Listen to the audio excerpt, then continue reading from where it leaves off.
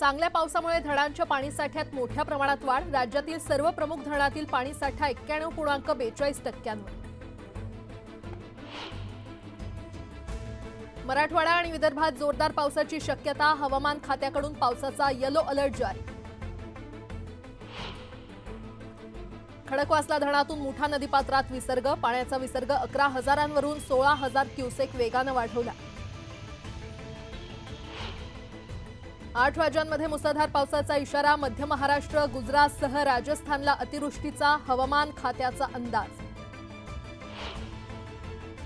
1.5 वर्षानंतर नाशिक जिल्हा टँकर मुक्त। स्थानिक पातळीवर पाण्याचे स्रोत उपलब्ध झाल्याने ग्रामीण भागातील पाणी टंचाई अखेर दूर। राज्याला 3 मोठ्या प्रकल्पांची भेट। 1,17,000 कोटींची गुंतवणूक होणार। मंत्रिमंडळ उपसमितीच्या बैठकीत महत्त्वाचा निर्णय। छत्रपती संभाजीनगर ते पुणे एक्सप्रेसवे अलाइनमेंट बदलणार। महामार्ग आता थेट समृद्धी महामार्गाला जोडणार।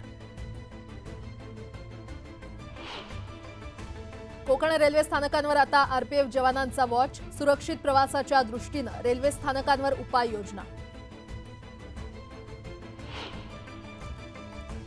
लोकमान्य टिळक टर्मिनल ते कुडाळ मार्गावर 2 विशेष गाड्या।